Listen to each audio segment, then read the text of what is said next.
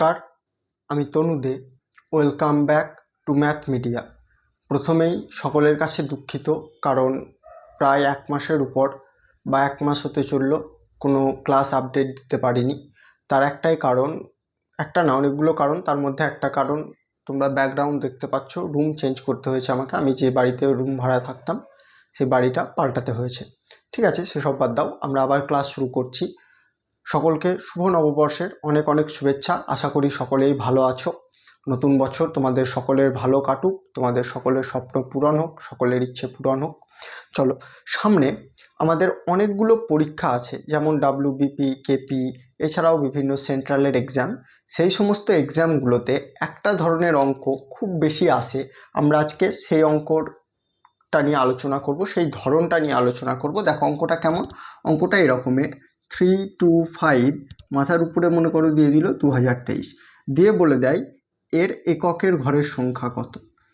এককের ঘরের সংখ্যা কত, বা এককের ঘরের অঙ্ক কত, সংখ্যা বা অঙ্ক কত। দিয়ে আমাদের এখানে 4টে অপশন দেওয়া থাকে, এই 4টের মধ্যে একটা ঠিক করতে হয়। বা এখানে আর একটা প্লাস চিহ্ন দিয়ে দেয় 321, মাথার উপরে 2023 আসে, 24 দিল, দিয়ে বললো কত হবে। এই সমস্ত অঙ্কগুলো আমরা কিভাবে করি সেটা আমরা আজকের ক্লাসের মধ্যে ডিটেল আলোচনা করব। ঠিক আছে, চলো কথা না বাড়িয়ে আমরা আমাদের ফোকাস ক্লাসে আসি। দেখো, প্রথম আমাদেরকে কয়েকটা জিনিস জানতে হবে এটা করার আগে। সেই জিনিসগুলো কি কি? সেই জিনিসগুলো হচ্ছে, 1 নম্বরে হচ্ছে অঙ্ক কি, অঙ্ক জিনিসটা কি। 2 নম্বর জানতে হবে, 1 নম্বর অঙ্ক কি, 2 নম্বর জানতে হবে ঘাত কি, আর 3 নম্বর জানতে হবে নিদান কি। ঠিক আছে, এই নিদানের ইংরেজি হলো বেস, ঘাতের ইংরেজি হলো পাওয়ার, আর অঙ্কের ইংরেজি হলো ডিজিট। ঠিক আছে, আমরা এই 3টে আগে পড়ি, তারপর আমরা অঙ্কে আসছি। ঠিক, দেখো তাহলে ডিজিট বা অঙ্ক বলতে কি বুঝি, এটা যখন আমরা বলবো তখন মনে রাখতে হবে, যেমন বাংলায় আমাদের বাংলা ভাষা আছে, সেই ভাষাতে স্বরবর্ণ আর ব্যঞ্জন বর্ণ আছে। ইংরেজিতে যেমন ইংরেজি ভাষা আছে, সেই ইংরেজি ভাষায় আমরা ওই যে অ্যালফাবেটগুলো থাকে সেগুলোর মধ্যে ভাওয়েল অ্যান্ড কনসোন্যান্ট পড়ি, বেসিক একদম। সেরকমই অঙ্ক বা ম্যাথামেটিক্স পড়তে গেলে আমাদেরকে বেসিক জানতে হয় অঙ্ক সংখ্যা কি বা ডিজিট কি। একই রকম ওই দুটোর সঙ্গে রিলেট করে পড়বো, তাহলে মনে থাকবে। যেমন দেখো, আমরা স্বরবর্ণ কাদেরকে বলি? যে সমস্ত বর্ণগুলো নিজে নিজে উচ্চারণ হতে পারে, কোনো অন্যান্য বর্ণের সাহায্য লাগে না, তাদেরকে আমরা বলি স্বরবর্ণ। যেমন অ থেকে সাধারণত ও বা ও পর্যন্ত হয়, ঠিক ওই 11টা না কটা আছে সংখ্যায়, অ আ হ্রস্বই। কিন্তু দেখো ব্যঞ্জন বর্ণগুলো আবার স্বরবর্ণের সাহায্য ছাড়া উচ্চারণ হতে পারে না, যেমন ক অ উচ্চারণ করতে হচ্ছে, খ অ উচ্চারণ করতে হচ্ছে, সেরকম। একই রকমভাবে ভাওয়েল আর কনসোন্যান্ট, ভাওয়েল 5টা, এ ই আই ও ইউ, বাকি যে 21টা অ্যালফাবেট সেগুলো কনসোন্যান্ট। কনসোন্যান্টগুলো সব ভাওয়েলের উচ্চারণ হয়, ভাওয়েলের সাহায্যে উচ্চারণ হয়। যেমন ইটা ভাওয়েল, তারপর দেখো এফ, এফ, এল আসছে প্রথমে, এটা একটা ভাওয়েল, কিন্তু এফটা কনসোন্যান্ট। ঠিক সেরকমই অঙ্ক বা আমরা যত সংখ্যা পড়ি বড় বড়, সমস্ত ডিজিটগুলোকে আমরা 10টা ডিজিটের সাহায্য নিয়ে লিখি। দেখো 1 2 3 4 5 6 7 8 9। তাহলে 0 থেকে 9 পর্যন্ত যে 10টা সিঙ্গেল ডিজিট বা সিঙ্গেল অঙ্ক, এই 10টাকে বলি অঙ্ক বা ডিজিট বা সংখ্যা। এটা আমাদের গেল প্রথম কনসেপ্ট। এরপর দেখো ঘাত আর নিদান বা বেস, ঘাত বা পাওয়ার আর নিদান বা বেস।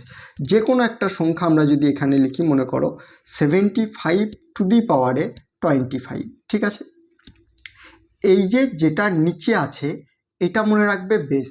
যেমন আমরা বাড়ির নিচের তলাকে কি বলি? গ্রাউন্ড ফ্লোর বা বেসমেন্ট বলি, যেটা বাড়ির নিচে থাকে, যেখানে গাড়ি পার্কিং টার্কিং করা হয়। ঠিক, তাহলে এই যে নিচে আছে মানে এটা বেস, এর বাংলা নাম নিধান। তাহলে এর নিধান কত? 75। আর এর মাথার উপরে যেটা আছে এটা পাওয়ার। মাথার উপরে সবসময় কি থাকে? পাওয়ার থাকে। কোনো পাওয়ারফুল ব্যক্তির হাত মাথার উপরে যদি থাকে তাহলে সে বেশি পাওয়ারফুল। দেখবে ওই যারা তোমার পলিটিশিয়ান, তাদের পিছনে সামনে পিছনে মানে তাদের যে হেল্পারগুলো তাদেরকে ছোঁয়াই যায় না, মানে তাদের সঙ্গে কথা বলতে গেলে তোমার মনে হবে যে না অনেক পাওয়ারফুল ব্যক্তির সঙ্গে ওঠা বসা, ঠিক? তাহলে পাওয়ার সবসময় মাথার উপরে থাকে। তাহলে এখানে ঘাত বা পাওয়ার কত হবে? 25। এতটা পর্যন্ত বোঝা গেছে ঘাত বা পাওয়ার কি, নিধান বা বেস কি, আর অঙ্ক বা ডিজিট কি, ঠিক? এরপর আমরা দেখো যেটা করব, যে জায়গাটার থেকে আমরা পরীক্ষায় আমাদের প্রশ্ন আসবে সেটুকু আমরা একটু অ্যাডভান্সে ঢুকি। দেখো বলেছে আগে বুঝে নাও তারপর নোট ডাউন করবে। আমরা এই যে ডিজিটগুলো পেলাম এটাকে 3টে পার্টে ভাগ করব, ঠিক আছে? 0, 1, 5 আর 6। এরপর এখানে করো 2, 3, 7 আর 8। আর এখানে কি কি বাকি থাকলো? 1, 2, 3, 4 নেই, 5, 6, 7, 8, 9 নেই, 4 আর 9।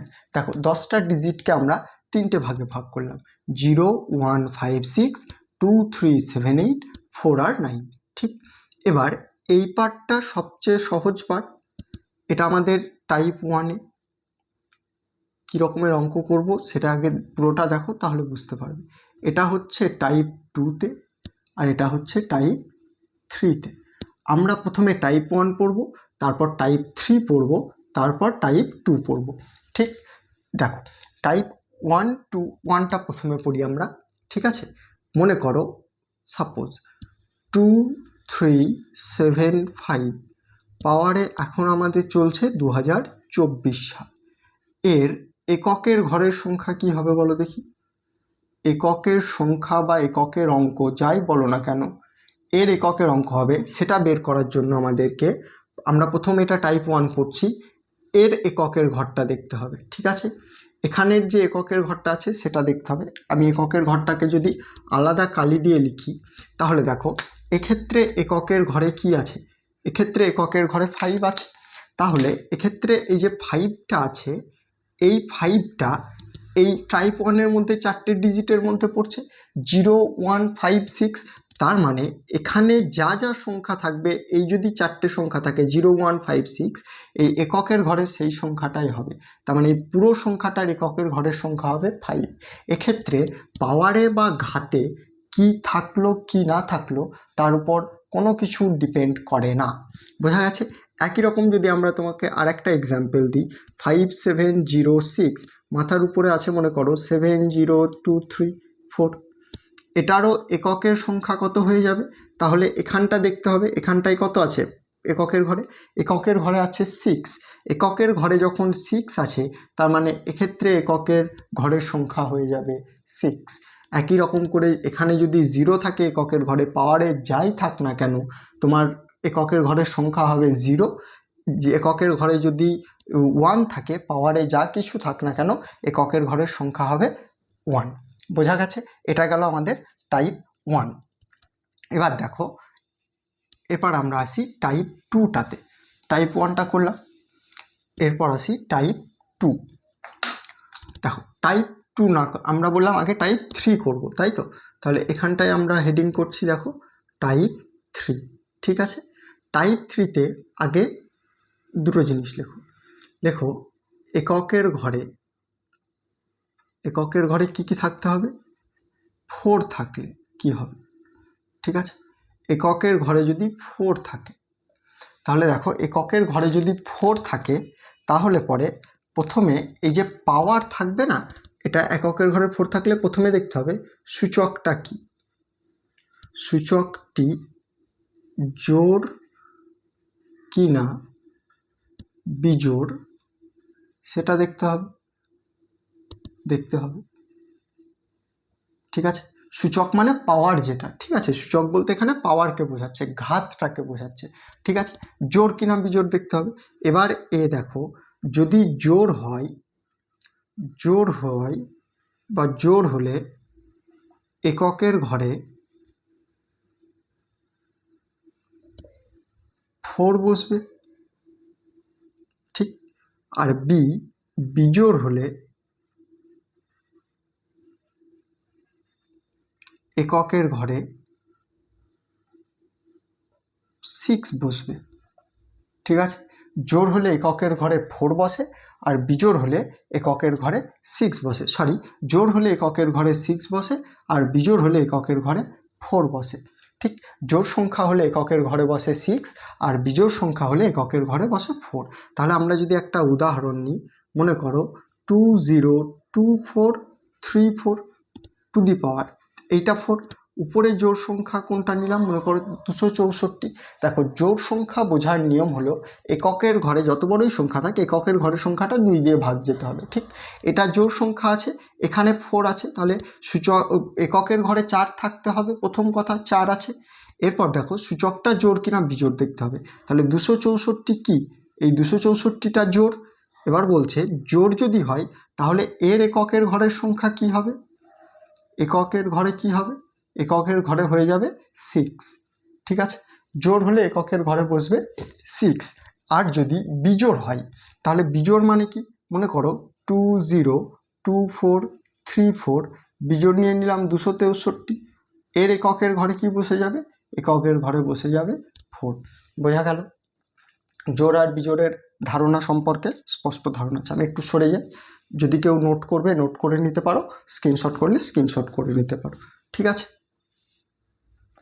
এরপর আমরা 9-এরটা করব। ঠিক আছে, তাহলে দেখো এরপর টাইপ 3-4-এর জায়গায় 9। তাহলে এককের ঘরে যদি 9 থাকে তাহলে সূচকটি জোড় কিনা বিজোড় দেখতে হবে, এটাই নিয়ম। যদি জোড় হয় তখন সূচকের ঘরে বসবে 1। ঠিক, আর যদি বিজোড় হয় তখন এককের ঘরে বসে যাবে 9। তার মানে এখানটাকে আমরা যদি তোমার কি করে দিই, 1 বসাই, সরি 1 না, 9 থাকতে হবে এককের ঘরে, এটাকে 9 থাকতে হবে। ঠিক আছে, এবার 264 থাকলো, তার মানে এটা জোড়, এটা কি জোড়। যদি জোড় হয় তখন এককের ঘরে কত বসবে, তখন এককের ঘরে বসবে 1। যদি বিজোড় হয় তখন এককের ঘরে বসে যাবে 9। বোঝা গেল? একই রকম যদি তোমরা 4-এরটা বুঝতে পারো, 9-এরটা বুঝতে পারবে। এখানে তুমি মনে রাখবে 4-এর সঙ্গে 4 যদি গুণ করো, 2 থাকলো পাওয়ারে, 4 4-এ 16, 16-র এককের ঘরে 6, মানে যদি জোড় থাকে তাহলে কি বসবে, 6 বসবে। আর যদি বিজোড় থাকে, মনে করো 4 4-এ 16, 4 16 64, 4-এর কিউব, 64-র এককের ঘরে 4, তাই জন্য 4 বসে। একই রকম যদি 9-কে জোড় সংখ্যা ধরি, দুটো 9, 9 9 81, 1 বসবে। আর যদি বিজোড় সংখ্যায় ধরি 9 9 81, 81 9, মানে 9-এর কিউব 729, তখন তোমার এককের ঘরে 9, মানে এককের ঘরে 9 বসবে। তাহলে জোড় থাকলে 1, বিজোড় থাকলে 9। 9-এর ক্ষেত্রে, 4-এর ক্ষেত্রে যদি জোড় সংখ্যা থাকে তাহলে পরে 6, যদি বিজোড় সংখ্যা থাকে তাহলে পরে 4, এই নিদানের এককের ঘরে। হ্যাঁ, আর জোড় আর বিজোড় সংখ্যাটা ডিপেন্ড করছে সূচকটা। ঠিক আছে, এটা গেল আমাদের টাইপ 3। এরপর দেখো আমরা টাইপ 4-এ আসি, টাইপ 4 বলছি, টাইপ 2-তে। এটা আমাদের মোটামুটি একটু ইজি, কিন্তু একটু বড় হবে, তাই আমরা উপরে লিখছি। ঠিক আছে, দেখো এটা হচ্ছে টাইপ 2। টাইপ 1 করলাম, 3 করলাম, 2। এখানে কি কি পড়বো বললাম, এখানে পড়বো বললাম 2 3 আর 7 8, তাই তো? তাহলে আমরা স্টার মার্ক দিই, দিয়ে প্রথমটা কি, কিসের এককের ঘরে, নিদানের। প্রথমটা থাকে নিদানের। ঠিক, নিদানের এককের ঘরে, এককের ঘরে 2 থাকলে কি করতে হবে, নিদানের এককের ঘরে 2 থাকলে প্রথম যেটা করতে হবে সেটা 1 নম্বর, সূচককে 4 দিয়ে ভাগ করতে হবে, 4 দিয়ে ভাগ করতে হবে। এবার দেখো তুমি যখন সূচককে 4 দিয়ে ভাগ করবে তখন তোমার দুটো কন্ডিশন থাকতে পারে। এ কন্ডিশন কি, ভাগ মিলে গেলে, মানে ভাগ শেষ সমান 0 হলে, ভাগশেষ 0 হতে পারে। আর একটা হতে পারে তোমার ভাগশেষ 0 হবে না, মানে ভাগশেষ থাকবে, বি ভাগশেষ 0 হবে না, মানে ভাগ মিলে যাবে আর ভাগ মিলবে না, দুটো কারণ হতে পারে, তাই তো? তাহলে দেখো আমরা কি করলাম, নিদানের এককের ঘরে 2 থাকবে। এরপর যদি এককের ঘরে 2 থেকে যায়, নিদান মানে কি, মনে করো আমরা নিলাম 662, আমরা নিলাম মনে করো 662, এক্ষেত্রে নিদানের এককের ঘরে 2 আছে। এবার এর পাওয়ারে নিয়ে নিলাম মনে করো 24, ঠিক আছে, 24 নিলাম। এবার দেখো এই যে এককের ঘরে 2 আছে, মানে আমরা সেকেন্ড টাইপের প্রথম রুল পাচ্ছি, এককের ঘরে কি থাকলো, 2 থাকলো। এরপর ভালো করে বোঝো, একটা একই রকম বাকি 3টে হবে। এককের ঘরে 2 থাকলো, এবার সূচক যেটা আছে সেটাকে 4 দিয়ে ভাগ করো। তাহলে দেখো 24কে 4 দিয়ে ভাগ করছো, তাই তো, 24কে 4 দিয়ে ভাগ করছো। 24কে 4 দিয়ে ভাগ করলে কি হবে, 24কে 4 দিয়ে ভাগ করলে ভাগ আমাদের মিলে যাবে, তাই না? 24কে 4 দিয়ে ভাগ করলে ভাগ মিলে যাবে, তার মানে ভাগশেষটা 0 হবে। দেখো যদি আমি 24কে 4 দিয়ে ভাগ করি, 4 6 24, মানে ভাগশেষ 0। তখন যদি ভাগশেষ 0 হয়, এককের সংখ্যা কি হবে বলো দেখি? সংখ্যাটার এককের সংখ্যা হবে 2 টু দি পাওয়ার 4 এর এককের সংখ্যা, ঠিক আছে। 2 টু দি পাওয়ার 4 মানে কত, 2 স্কোয়ার মানে 4 আর 4 স্কোয়ার মানে 16, 2 টু দি পাওয়ার 4 মানে 16। তার মানে 2 টু দি পাওয়ার 4 এর এককের সংখ্যা কত হবে, 6। দেখো আমি এখানে ভাগশেষ 0 হলে 6 হবে বলে দিতেই পারি, কিন্তু তোমরা 6টা মনে রাখবে না, কারণ এটার জন্য 6 হবে, এটার জন্য কিছু একটা হবে, এটার জন্য কিছু একটা হবে, এটার জন্য কিছু একটা হবে। অত আমরা মাথার উপর লোড নেব না, আমরা বুঝবো আগে, তারপর তো প্র্যাকটিস করতে করতে কিছুটা মুখস্থ হবে। দেখো ভাগশেষ যদি 0 হয়, মানে এরকমভাবে মিলে যায়, ভাগশেষ 0 হয়, তখন 2 টু দি পাওয়ার 4 এর এককের সংখ্যা হবে 2 টু দি পাওয়ার 4 এর এককের সংখ্যা। আর যদি এখানে 2 থাকে, এখানটা মনে করো 23 থাকলো, ঠিক আছে। যদি 23 থাকে, তখন এককের ঘরে হয়ে যাবে 2 টু দি পাওয়ার ভাগশেষ এর 2 টু দি পাওয়ার ভাগশেষ এর এককের সংখ্যা। তার মানে এখানটা ভালো করে বুঝতে হবে, এটাকে আমরা 23 ধরেছি, তার মানে কত যাবে, 5 4 20 যাবে, মানে 3 ভাগশেষ থাকলো, তার মানে হয়ে যাবে 2 টু দি পাওয়ার 3 এর এককের সংখ্যা, তাই তো। 2 টু দি পাওয়ার 3 এর এককের সংখ্যা, 2 টু দি পাওয়ার 3 এর এককের সংখ্যা কত, 2 টু দি পাওয়ার 3 মানে হলো 3টে 2 এর গুণ, 2 গণিত 2 গণিত 2 মানে 8, তখন এক্ষেত্রে হয়ে যাবে 8। এবার দেখো এখানে 23 না নিয়ে যদি আমি 22 নিতাম, তাহলে 4 হতো, বুঝতে পারলে? মানে এই যে ভাগশেষটা যখনই চেঞ্জ হয়ে যাবে, তখনই এই সংখ্যাটা চেঞ্জ হয়ে যাবে, ঠিক।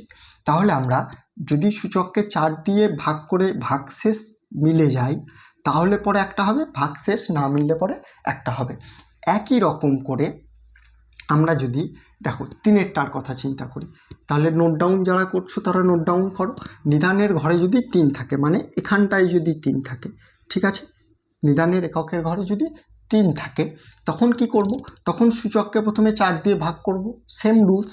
4 দিয়ে ভাগ করার পরে দেখব যদি ভাগশেষ 0 হয়, তখন 3 টু দি পাওয়ার 4 এর এককের সংখ্যা হবে। আর যদি ভাগশেষ থেকে যায়, তখন 3 টু দি পাওয়ার ভাগশেষের এককের সংখ্যা হবে। বুঝতে পেরেছো? এগুলো জাস্ট থিওরির মতো লেখো, এরপর উদাহরণ দিয়ে প্র্যাকটিস করব। তাহলে দেখো এটা কি, 3 টু দি পাওয়ার ভাগশেষের এককের সংখ্যা হবে, তাহলে এর এককের ঘরে কি আছে, 3 আছে, ঠিক।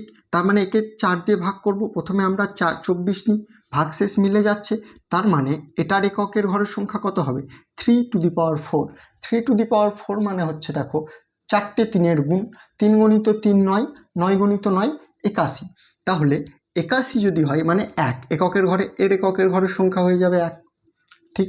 বুঝতে পেরেছো?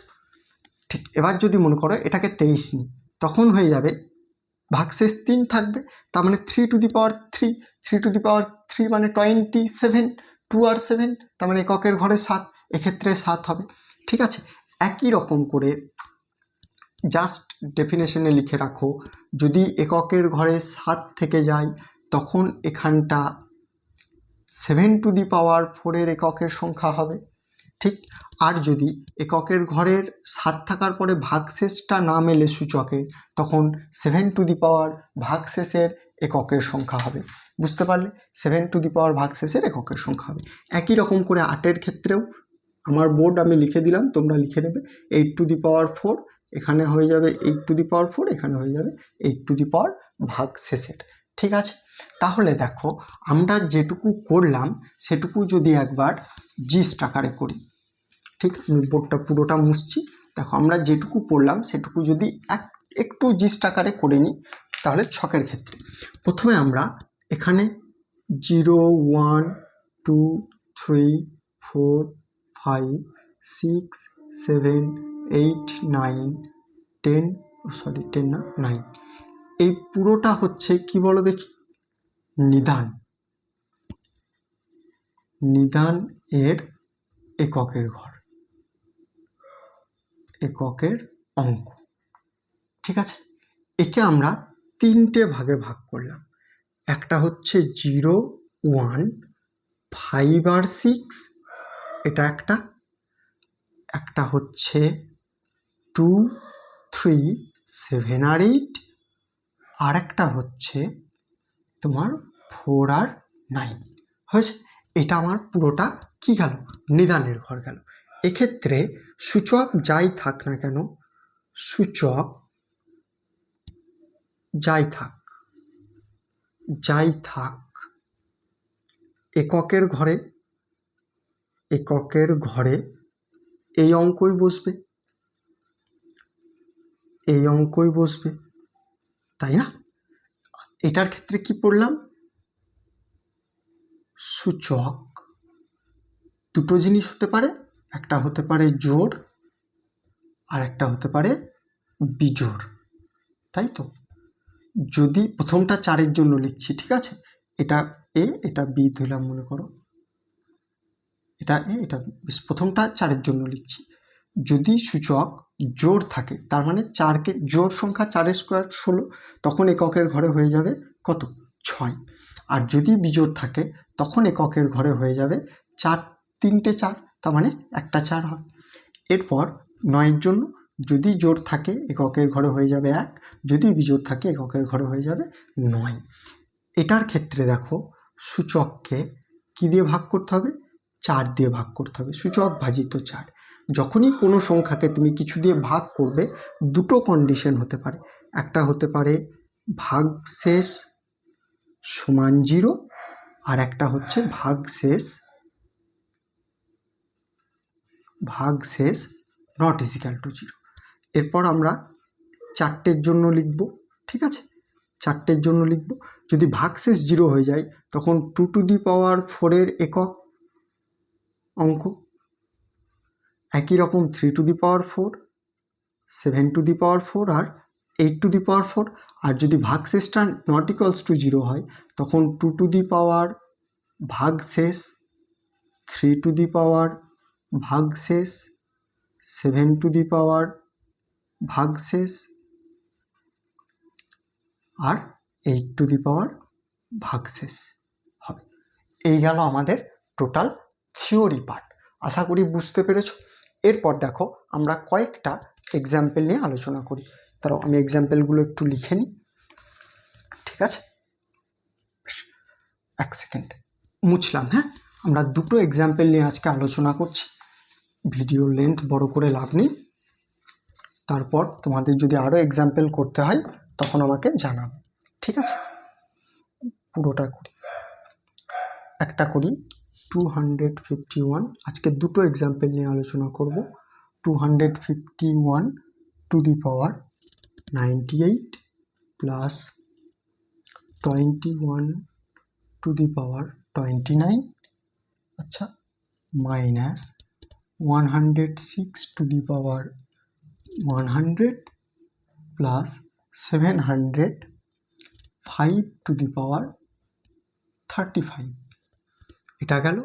এরপর 2 নম্বরে যেটা করব, সেটা হচ্ছে 22 to the power 853 plus 73 to the power কত, 5810। এরপর প্লাস 87 টু দি পাওয়ার 727, ঠিক আছে। আর 4 দিয়ে একটা নিয়ে নিই, দাঁড়াও 1 সেকেন্ড। আর একটা যদি আমরা নিয়ে নিই 109 to the power 109 to the power 109 to the power 194 to the power, sorry, 194 to the power 102 plus 294 to the power 103, ঠিক আছে। এইগুলোর তোমাকে এককের সংখ্যা কী বা এককের অঙ্ক কী সেটা নির্ণয় করতে হবে। সেটার জন্য আমরা প্রথমে লাস্টেরটা করি। দেখো এককের ঘরে কি আছে, 4। 4 মানে টাইপ 2। 4 আর 9 থাকলে এটা দেখতে হয় জোড় আর বিজোড়। এখানে কি আছে, জোড়, তার মানে এই পার্টটার এককের সংখ্যা হচ্ছে 6 আর এটা আছে বিজোড়, তার মানে এই পার্টটার এককের সংখ্যা হচ্ছে 6। তার মানে যোগ করলে 10, অতএব এককের অঙ্ক কত হবে, এককের অঙ্ক হবে 0। 1 নাম্বার পেয়ে গেলে পরীক্ষায়। এই টাইপেরই অঙ্ক থাকে, তোমরা দেখবে। এবার দেখো এটা করি আগে। দেখো 1 আছে মানে 1, 1 আছে মানে 1, 6 আছে মানে 6 আর 5 আছে মানে 5। তাহলে 5 + 1 6 - 6, তার মানে কে পড়ে থাকলো 1। এটাই এককের অঙ্ক, বুঝতে পারলে? টাইপ 1টা সবচেয়ে সহজ। 1 0 5 আর 6 থাকলে 1 0 5 আর 6 বসে যায়। এবার দেখো 2 আছে, 3 আছে আর 7 আছে। আমরা সেকেন্ড টাইপে পড়েছিলাম 2 3 7 আর 8 থাকলে কি হয়। 2 থাকলে দেখতে হবে এটাকে 4 দিয়ে ভাগ করতে হবে। তাহলে এটাকে যদি তুমি 4 দিয়ে ভাগ করো, আমি এখানে করছি দেখো, 853কে 4 দিয়ে ভাগ, 4 2s are 8, 5 নামলো, 4 1s are 4, 13 নামলো, তারপর কত হবে 4 3s are 12, 1 থেকে যাচ্ছে, তার মানে এটাই হয়ে যাবে 4 টু দি পাওয়ার 1। এটা দেখো লাস্টের দুটো ডিজিট যদি ভাগ যায় তাহলে ভাগ, এটাও ভাগ যাবে না, তার মানে এটাকেও ভাগ করতে হবে।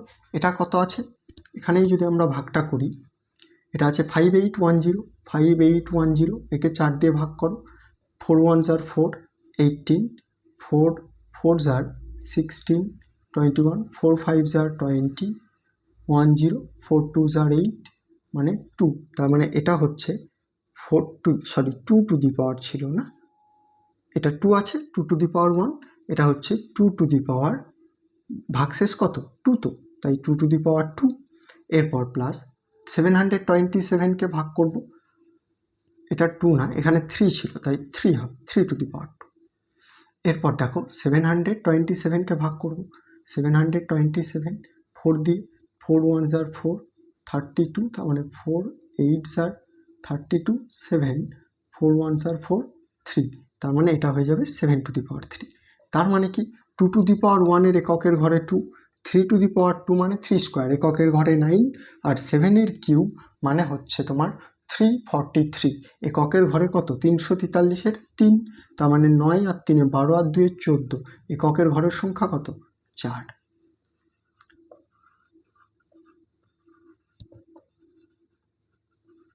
এককের ঘরের সংখ্যা সমান 4। আশা করি এককের ঘরের সংখ্যা নিয়ে তোমাদের আর কোনো সমস্যা থাকলো না। পুরো থিওরিটা একবার ভালো করে পড়ো, কিছু কিছু অঙ্ক রিভাইজ করো, তারপরে কেমন লাগলো কমেন্ট সেকশনে অবশ্যই জানাও। যদি তোমাদের মনে হয় যে স্যার এই এককের ঘরের সংখ্যা দিয়ে আরও কিছু এক্সাম্পল করান, তাহলে তোমরা অবশ্যই কমেন্ট সেকশনে জানাবে। আমরা সেই ক্লাসটা লাইভ রাখার চেষ্টা করব যাতে তোমাদের সঙ্গে ইন্টারেক্ট করতে পারা যায়। ক্লাস কেমন লাগলো অবশ্যই জানাবে। সকলে খুব ভালো করে পড়াশোনা করো, দেখা হচ্ছে পরের ভিডিওতে। নমস্কার। যদি ক্লাস ভালো লেগে থাকে বন্ধুদের সঙ্গে শেয়ার করে দিও, লাইক সাবস্ক্রাইব এগুলো করে দিও, যা করতে হয়। চলো রাখলাম, নমস্কার।